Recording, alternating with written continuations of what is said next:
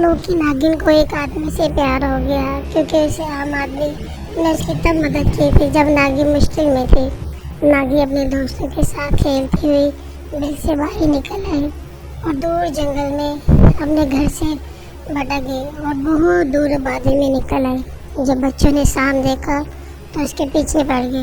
ہر بچے نے پتھر اٹھا لیے تو اسے مارنے کے لیے اتنے فیروز نامی نوجوان بھاگ کر آیا اور بچوں کو سمجھانے لگا کیسے بے زبان جانوروں کو نہیں مارتے، ہو سکتا ہے یہ زہریلا سانپ نہ ہو اور تم لوگوں کی وجہ سے یہ اپنی جان سے چلا جائے اور تم لوگوں کو الگ سے گناہ ہو، بہتر یہی ہے کہ اس کو کچھ نہ کہو۔ اتنا کہہ کر فیروز نے ناگی کو پکڑا اور اسے لے جا کر جنگل میں چھوڑ دیا۔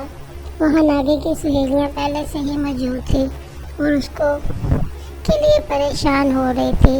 جب انہوں نے ناگی کو کسی انسان کے ہاتھ میں دیکھا تو فیروز پر حملہ آور ہونے لگی۔ ناگی نے انہیں مخصوص اشارے سے منع کر دیا۔ فیروز نے ناگی کو جنگل میں ہی چھوڑ دیا اور خود گھر کی طرف واپس لوٹ آیا۔ ناگی بھی اپنی سہیلیوں کے ساتھ واپس اپنے گھر چلی گئی۔ اسے رات ناگی کو پوری رات نیند نہ آئی۔ وہ فیروز کے بارے میں ہی سوچتی رہی کیونکہ اس نے سوچ رکھا تھا کہ انسان تو بہت ہی برے ہوتے ہیں، یہ سانپ کو جہاں بھی دیکھتے ہیں کچل کر رکھ دیتے ہیں، لیکن یہ تو بالکل ہی الگ تھا۔ کس طرح سے اس نے ناگی کی مدد کی تھی۔ ناگی نے سوچ لیا کہ وہ کسی نہ کسی طرح اس نوجوان کے احسانوں کا بدلہ چکائے گی۔ دوسرے ہی دن ناگی نے سوچا کیوں نہ انسانی روم میں آ کر آبادی کی طرف جایا جائے، کسی طرح سے موقع مل جائے کہ وہ اپنے موسم کی مدد کر سکے۔ یہ سوچ کر ناگی آبادی کی طرف نکل آئی۔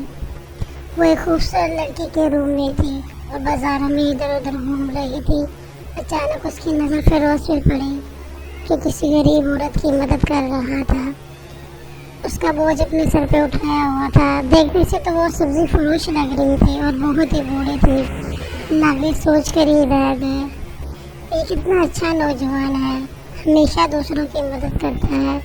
ناگی کو فیروز بہت اچھا لگا۔ وہ واپس اپنے گھر لوٹ آئی۔ ناگی ہر دوسرے دن آبادی میں نکل آتی فیروز کو بہانے بہانے سے دیکھنے۔ آہستہ آہستہ ناگی اس کی محبت میں گرفتار ہو گئی۔ وہ بھی فیروز کے ساتھ مل کر لوگوں کی مدد کرتی۔ اسے یہ سب کچھ بہت اچھا لگنے لگا۔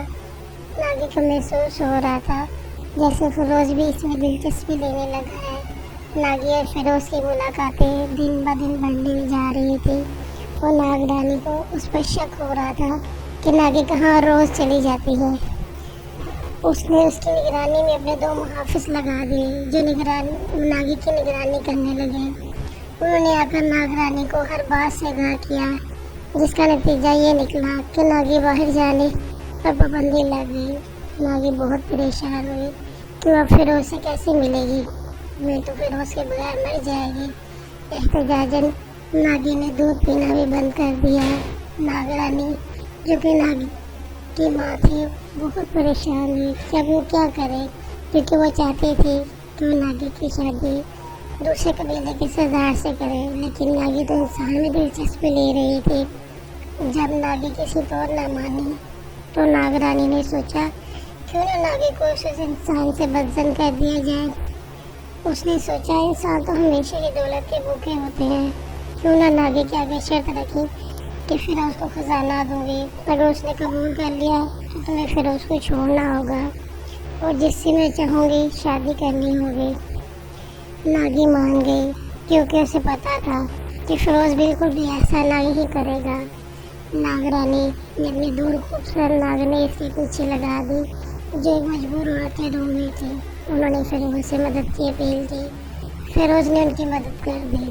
انہوں نے مدد کے بدلے فیروز کے ہیرے جواہرات کا بیگ دینے کی کوشش کی، جسے فیروز نے لینے سے انکار کر دیا اور بولا یہ سب میں نے اللہ کی رضا کے لیے کیا ہے، مجھے ان سب کی ضرورت نہیں ہے۔ یہ کہہ کر وہ اپنے گھر کی طرف بڑھ گیا۔ جب ناگ رانی کو یہ سب پتہ چلا تو وہ بہت پریشان ہوئی اور کہنے لگی آج کی دنیا میں کوئی ایسا بھی ہو سکتا ہے جو ہیرے جواہرات ٹھکرا دے۔ ناگ رانی نے अपने वादे के मुताबिक नागी को आज़ाद कर दिया और बोली फिर उसको अपनी हकीकत बता देना कि तुम नागिन हो। अगर ये सब सुनकर फिर उस शादी के लिए राजी हुआ तब ही शादी करना। नागी भी इस पर राजी हो गई। नागी खुशी खुशी फिरोज से मिलने के लिए गई। आज भी फिरोज उसे दरख्त के नीचे इंतजार करता हुआ मिला। वो नागी को देखकर बहुत खुश हुआ और बोला, तुम इतने दिनों से कहाँ थी? मैं तो परेशान ही हो गया था कि तू कहीं भी नजर नहीं आ रही थी, कहाँ गायब हो गई थी? नागी मुस्कुरा कर बोली, अम्मा की तबीयत जरा नासाज थी इसलिए उसके पास थी। फिरोज परेशान होकर बोला, अब वो कैसी है? नागी बोली, अब अम्मा ठीक है इसलिए तो आज तुमसे मिलने आई हूँ। फिरोज बोला, तुम मुझे बता देती मैं भी उनका हाल अहवाल पूछ लेता। नागी ने कहा, आज मैं तुम्हें एक हकीकत बताना चाहती हूँ। फिरोज ने कहा, हाँ बोलो। नागी कहा, अगर तुम्हें पता चले कि तुम जिसे पसंद करते हो वो इंसान ना हो तो क्या तुम फिर भी उसे पसंद करोगे? फिरोज ने कहा, इससे क्या फर्क पड़ता है? हम जिसे पसंद करते हैं वो इंसान हो या ना हो, आदमी की पहचान तो उसके अमल से होती है। हमारे इर्द गिर्द ऐसे लोग भी हैं जो बज़ाहिर तो इंसान हैं लेकिन अंदर से पूरे जानवर हैं, जिन्हें इंसानियत नाम की भी कोई चीज़ नहीं है। अपने हाथों और ज़ुबानों से हमेशा दूसरों को तकलीफ ही देते हैं। कम अज़ कम जानवर उनसे बेहतर होते हैं जो किसी को तकलीफ तो नहीं ना देते अपने हाथ और ज़ुबान से। नागी मुस्कुरा कर बोली, मैं इसलिए तो तुम्हें पसंद करती हूँ और आज तुम्हें एक हकीकत बताना चाहती हूँ कि मैं एक नागिन हूँ। फिरोज ने कहा, ये तो मैं पहले से ही जानता था तुम नागिन हो। नागी हैरान होकर बोली, वो कैसे? फिरोज हंस कर बोला, तुम्हें याद होगा कई बार मेरे पूछने पर तुम मुझे अपने घर का पता ना बता रही थी, तो एक दिन मैंने सोच लिया क्यों ना तुम्हारा पीछा किया जाए और मैं तुम्हारे पीछे चुपके से आ गया और यह देखकर हैरान रह गया कि तुम एक नागिन हो।